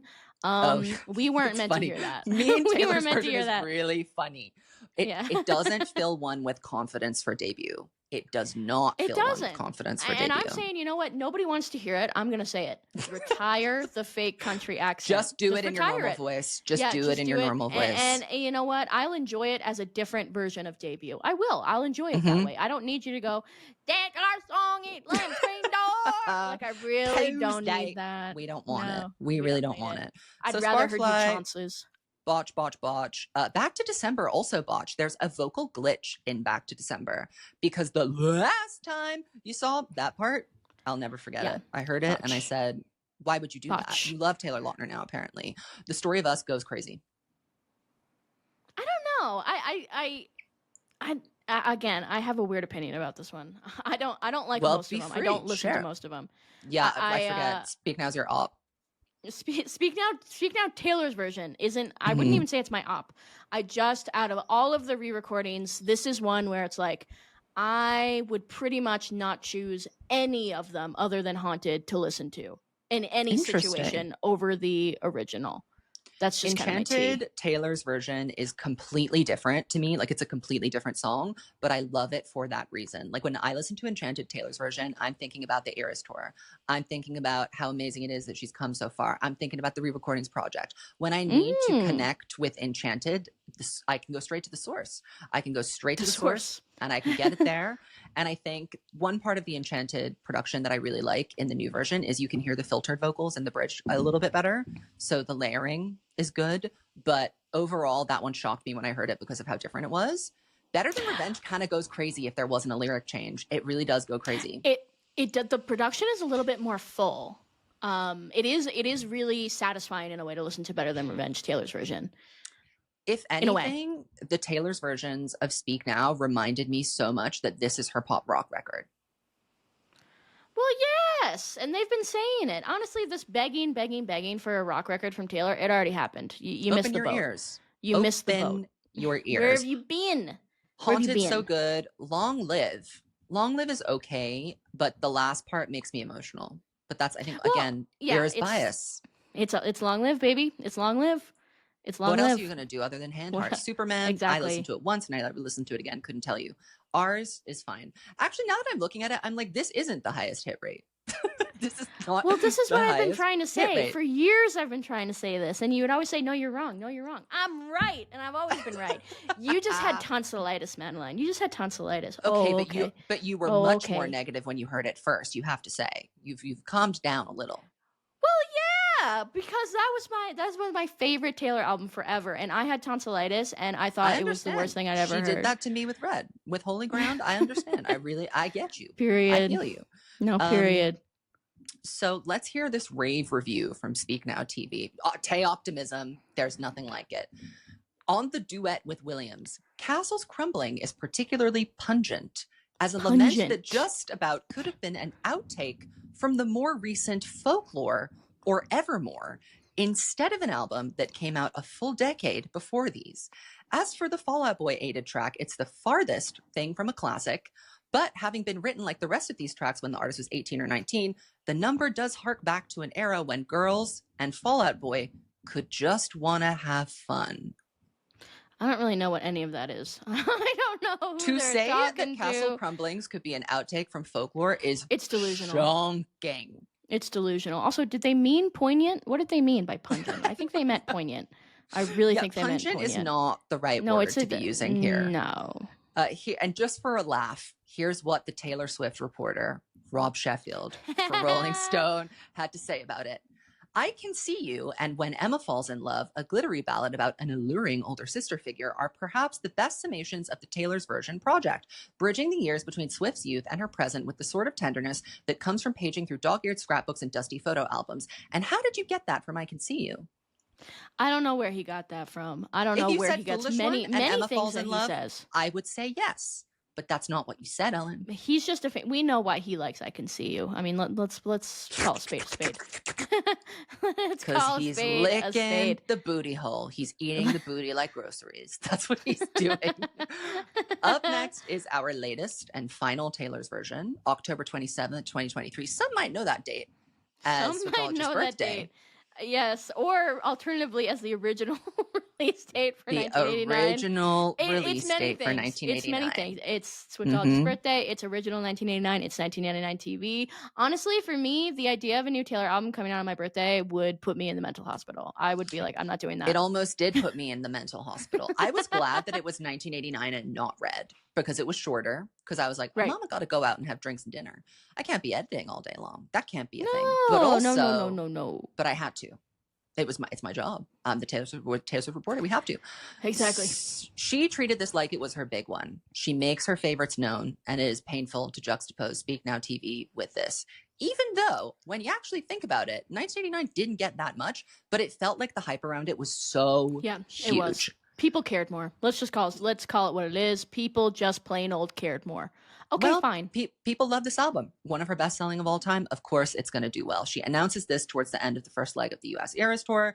She again does Vault Nonsense featuring Google Search this time. Like, who cares? I was not doing those puzzles. I did 3 of those puzzles and said, you know what, girls, you got this. I'm going to let you take it. They weren't that easy. I thought they were kind of hard. I'll admit to being stupid. And the thing is, they need to be harder. They need to be harder. I'm in support of that. We have if we're going to do Easter egging, let's try it and increase the average intelligence level of this nation. Right. They need the enrichment time. They need it. They do. They need to get out of the enclosure. Yeah. All right. So the vault tracks on this record, we have Slut, Say Don't Go, Now That We Don't Talk, Suburban Legends, and Is It Over Now? A concise, I'd say the most concise vault that we had yet. And I knew from these titles that they were going to be supermodels. I did also find the titles of these ones really, really intriguing. And I thought I did kind of have a bias to 1989 Vault. I was like, it's going to hard because Jack Antonoff and Ryan Tedder are both returning and they were original producers. They might not be Max Martin, but they're original producers on the record. So I knew. I was like, I'm in for a treat. And I don't think I was wrong. And yet they kind of f***ed up their contributions. Their own That's contributions. The thing. Welcome to New York. The crazy What was thing. he doing that day? It was like he was eating his cup of noodles instead of making the song. Let's go through the re-recordings of them first, actually, because I think that is, of all the records that had the most botches, the most differences, the ones that felt the most rushed. And this actually, of all the Taylor's versions, this was the only one that came out to somewhat mixed reviews of people being like, specifically pointing out the re-recordings and being like, what the hell is going on? So we'll start with Welcome to New York. Who said that? I don't even care about Welcome to New York like that. Luckily, if I did, I think this would put me in the insane asylum.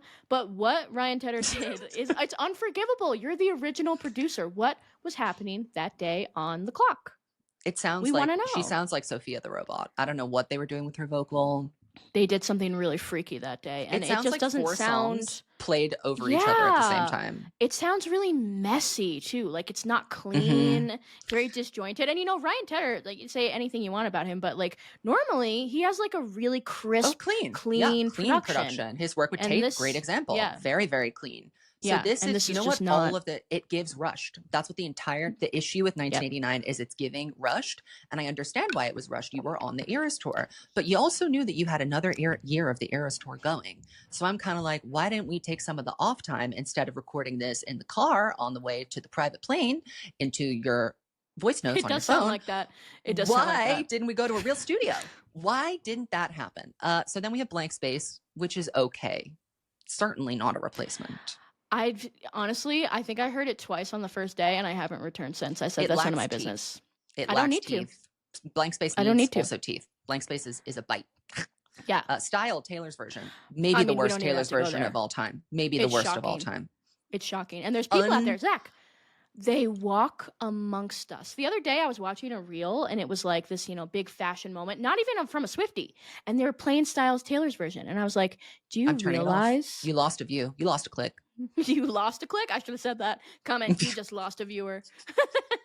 And you have now go stand in the corner and think about what you did. Soon you'll realize what you've done.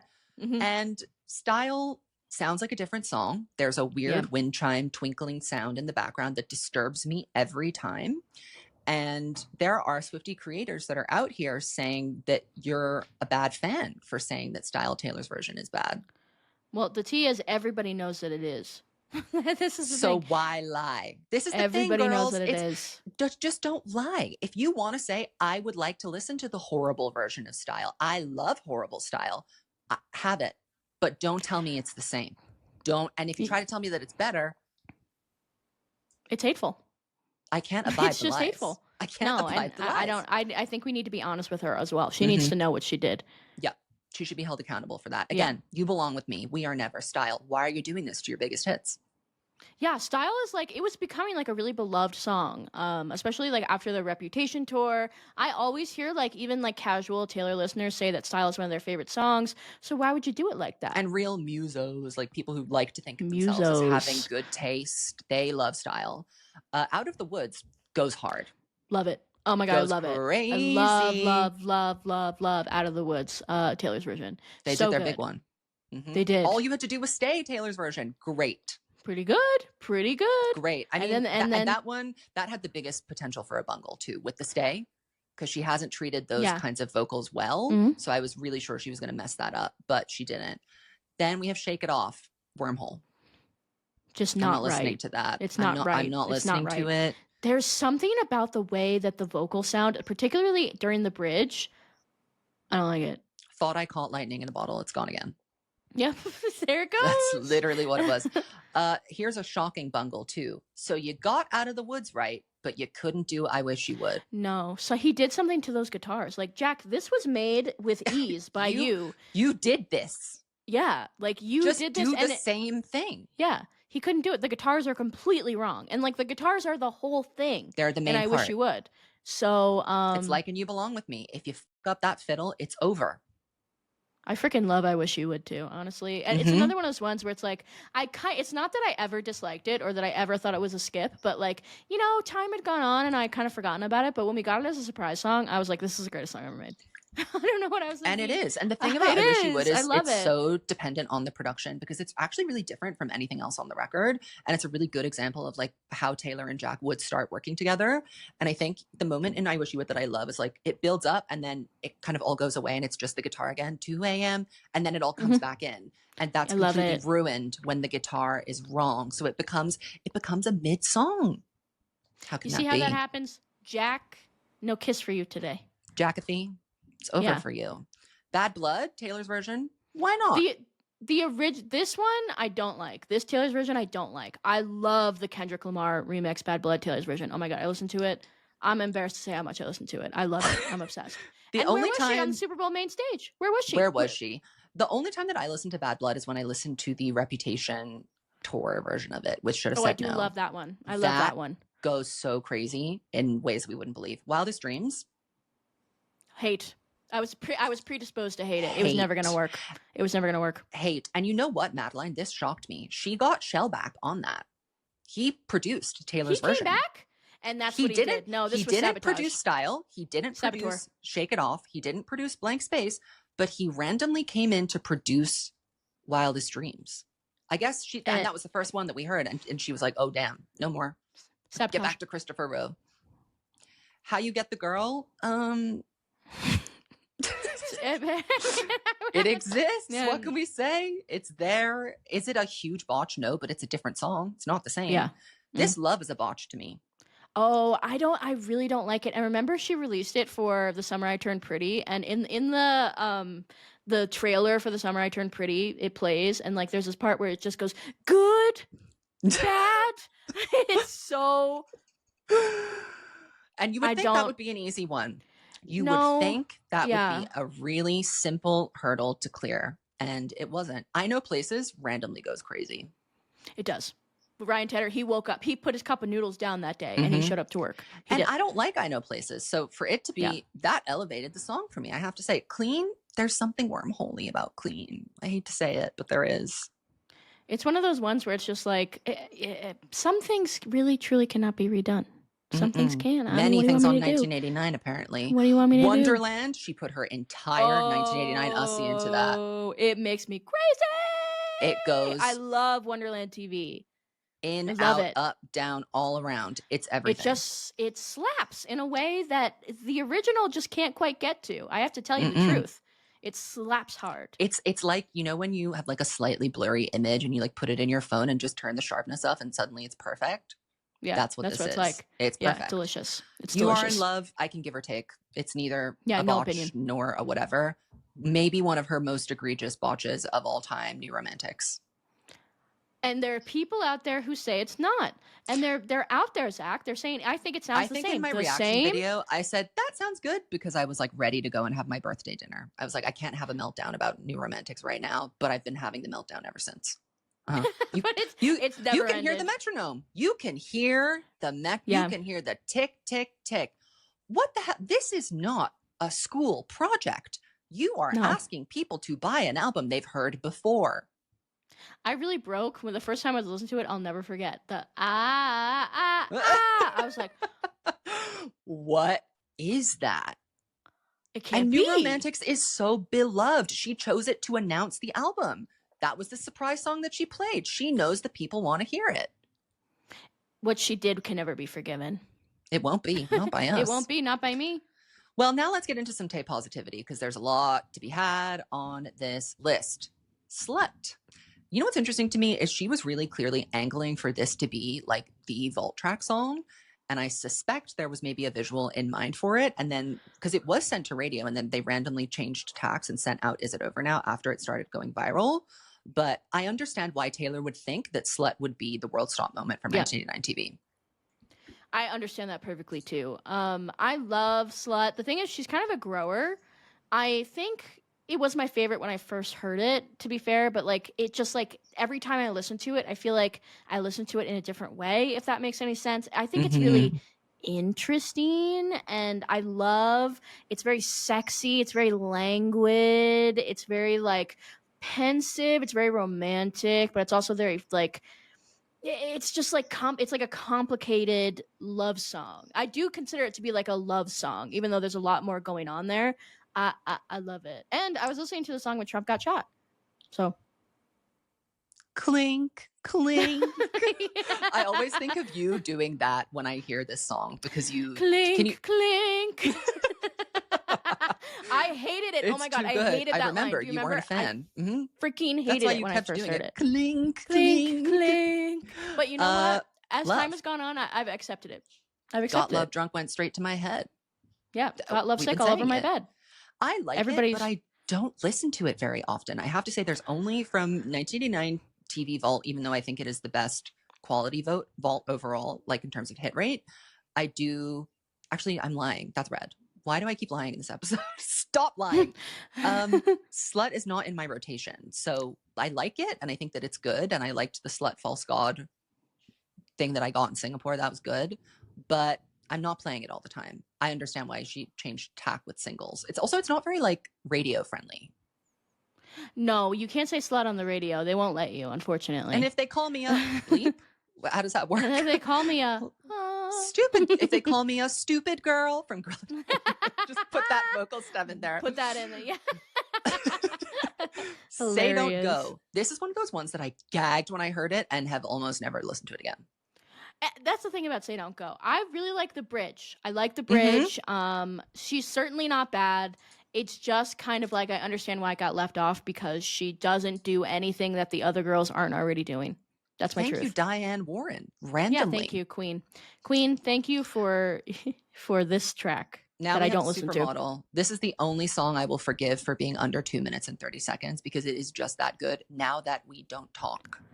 Now love this song. We needed another minute, and we got a song, boys. Another minute, we got a really good song. I understand why it was left off because she just never finished it, but I'm saying go back in time and tamper with the past. If you can change the Better Than Revenge lyric, I think you can come up with a bridge. You and Jack, I know you can cook up a bridge for this. And yet, here we are today. 2 minutes. So good. And it's everything that 1989 is. It's like cutting, it's funny, it's self-aware, it's very cool girl. And Taylor doesn't always give cool girl, but this is like very like, oh, I'm making fun of you, like you and your classic rock guys. But also she's still being a dork. I called my mom. My mom said I have to tell him how I feel. There's so much like holding back and there's scorn. I just think it fits so nicely on this record. Yeah. And it's a Haylor song. What am I supposed to do? What are you supposed to do? Clap. What are you supposed to do? Clap. Cheer. Speaking of Haylor songs that I'm not clapping and cheering for, We Were Born to Be Suburban Some Legends. people like it. Some people named Madeline like it. I like this song. But I don't love the outro. Oh my gosh, I absolutely love that outro. How does the outro go? Give me a bar. Tick tock on the clock. I pace down your block. Dun, dun, dun, dun. Wow, that took a second to click in. Yeah. Really? Yeah. It took a second for me to recognize it. This amazes me. I absolutely love the outro to Suburban Legends. I do understand why people don't like it. The 1950s gymnasium lyric is kind of clunky and weird. But I really like the song, and I clap and I cheer. I didn't like you the had slippery plastic that called you an unmarked numbers. I love that you do a very good register. Impression of a very specific thing that Taylor does. It's chances. It's clink clink. Well, listen, it's the theater. It's when she goes theater. She starts doing her theater kid thing. There's something very theater about Suburban Legends. Yes, there is. I understand the slippery hose plastic summer lyric. It's very clunky. It's a mess, but I cheer. I love the chorus. We were born to be. I love it. I like it. And then we get to the supermodel of all the supermodels. This crept into my top 10 Taylor songs of all time right after it came out. I would say it's probably not in my top 10, but it's in my top 30. Is It Over Now?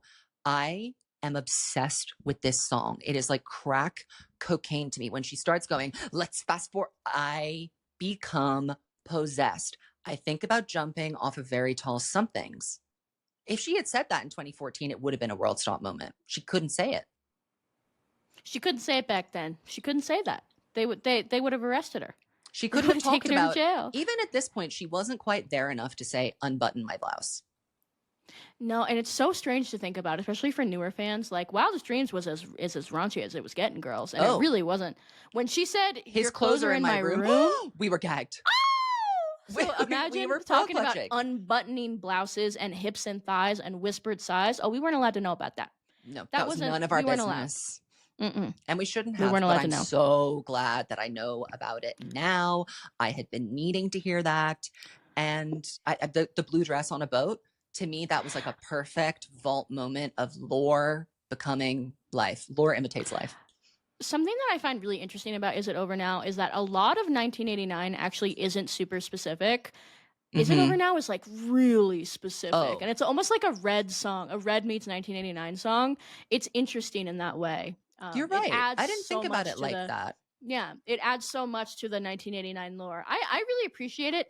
It really gags me that it went number one. I have to be honest with you. I'm like, doesn't surprise me. Doesn't gag me. Makes perfect sense. When I was in Las Vegas, it was for Christmas, I think. We were in an Uber and Is It Over Now was on. And I was like, what the I thought it was so bizarre. But because to me, the reason I think it's weird is because it's such a Swiftie song. It's like, what are other people getting out of this? That's truly. They're getting a delicious little hook. That's what they're getting out a of it. delicious It's little sexy. It's really Let's sexy. Fast forward to 300. Take out. I'm sorry, I'm not letting later. you apply this voice to the song. You're not allowed. Denied. Access denied to theater voice. I love the beginning too. Man. Even though the beginning almost gives Labyrinth, I like it. I hate. Well, that's the thing I hate the most about it. I absolutely hate that part of the song. I like the beginning. The flight has flown.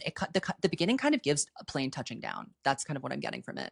It's like a whole mood. This song washes over you. It's like a sexy winter's night. This is a very winter coded. It's a very almost Reputation coded song to me. Interesting. Very interesting. I always say that it's a winter song too, because I think a lot of people say that just because Is It Over Now is on 1989, that makes it instantly a summer song. But I think that it actually represents the post-relationship, kind of like in All Too Well when she talks about the snow is falling and the fall is over, that we were in love. An epilogue. Yeah, exactly. So summer's over. It is now fall/winter, and we're doing Is It Over Now? I'm asking. Is it over now? I'm still asking that question all the time. It's just a question, etc. No music video for 1989 TV. That was a real missed opportunity to me. We needed a visual. And you know what? An Is It Over Now music video that was really, really done as like a narrative music video. And we didn't get it. So good, and she couldn't even a slut music video. I mean, that it's so cinematic. Like it would have been very. Oh, all we need is a pool, a floaty, a neon light. If you're too busy to direct, Mama, just hire another director. We've been just go to the Trixie Motel. You take yourself to the Trixie Motel. Seriously, you record the slut music video. Get the Real Housewives of Salt Lake City in their drag outfits, and let's go. Let's go. I was always, even Speak Now, even though it was a flop, at least it got a music video. We got a video. We got a video. But now, my favorite thing about 1989 was the way that she announced it. I loved all the blue tour outfits. I loved that. That was my favorite way. And I mean, obviously, you guys know I love the blue gown. I absolutely love that dress. I got to see it in person. Best day of my life. Delicious. Gorgeous. Blue everything. I wish she'd done that for all of them, actually. Like purple everything would have been a gag too. But she doesn't care about Speak Now, so why would she? No, so we were never going to get it. We were never going to get it. And can I say also, I'm sorry, the gold rep bodysuit, disappointing. It should have been green, and everybody knew that. Why was it not green? You know why it wasn't green? Because she had absolutely no intention of putting out Reputation anytime soon, and she knew it. And she knew it. And she knew it. She knew the whole time. Everybody thought that it was coming out that night. Even I thought. All the videos of like her coming out and people reacting to it because they thought Reputation TV was coming, and she just laughed. The last time I really properly clowned for it, was the Grammys. She got me so good then that I gave up after. I was like, it's never happening. It's like, it's over. If it's not now, it's not coming at all. It's never. So, there you go. Not on my watch. Not on my watch. On my watch. All right, so the Tay negativity does unfortunately finally start to leap in response to 1989, but I'm saying it's deserved. Variety says, now that we don't talk as the Vault firecracker, not only does it fizz with 80s influence, but Swift's versatile, honeyed vocals are stellar. The sweeping evocative storytelling of suburban legends, meanwhile, calls back to the evocative detail of Swift's previous eras, including mentions of mismatched star signs, class reunions, and a 50s gymnasium. 1989 Taylor's version feels more symbolic than her previous releases. I thought that was interesting because I don't feel like it is more symbolic than her other re-releases. Do you? Do you think there's something special about it that's unlike the other ones? No. It didn't get extra special attention paid to its re-recordings, that's for sure. The Vault tracks didn't get music videos. So I don't know what extra special attention they just made you're talking about. They need something to say. They needed something to say. And then The Independent said, one unusual drawback to much of the album is Swift's vocals. Past re-recordings have benefited from the bittersweetness of hearing a woman in her 30s revisiting songs she'd written in adolescence and her earliest years of adulthood. Tracks such as Red's All Too Well or 15 from Fearless became, in their re-records, wistful and nostalgic, like flicking through old diaries. Here, though, Swift's overall improvements as a vocalist dent 1989's power. Gone is the raw mania she embodies on Blank Space, an incredible bit of self-satire. Similarly, I Know Places, best known for its shocking mid-track yell of We Run, is annoyingly muted. There's a polish to the vocals that is technically better, but it lacks the yearning strain of the original outings. I don't agree with the example of I Know Places, but the sentiment is true. Yeah, they were starting to turn a little bit on this one, and I think deserved. Many people said style was bad. It wasn't just us. It wasn't just us. If you had to pick your botch and your diva from 1989 re-recordings. Okay, so my botch, it has to be Ugh, oh my God, There's she's so welcome to many New to York. choose from. There's Or so I many to wish you choose. would. Honestly, I wish you would. I care more about I wish you would. So I wish you would, I'm saying, is my least favorite one. Disappointing, etc., etc. My favorite one, it's a toss-up between Out of the Woods and Bad Blood featuring Kendrick Lamar. Featuring Kendrick Lamar I love always that sends one. me. Listen, sorry. I love it for you. No, I love it for you. I'm just saying it Remember makes me when you chuckle. tried to write me off? I I'm don't. asking. Do I you would remember? never write you off. Style is my botch, and my diva is all you have to do is stay, because she didn't mess it up. And that's all we can ask for. My That's the most we punishment can now ask for. will be Dress TV, worst song ever made. Oh, but that was a Jack, right? He Yeah, needs to but that gather doesn't mean himself. anything. He needs to gather That himself. doesn't mean anything. He doesn't know what he's doing. Well, we did it, Joe. We somehow talked for 2 hours about the re-recordings. Did we? Has it been 2 hours? Even though nothing has happened, like there's been no developments, we're just talking. Well, we are flops, but there are certain flops that you need to come and see on tour. So evolutionofasnake.com, go get your tickets to see us on tour. We would love to see you and shame you for your unpopular opinion to your face. Love to look you in your eyes and say, boo, hiss tomato. We want to do it. Please let us. Please we let will us. see you there. Goodbye.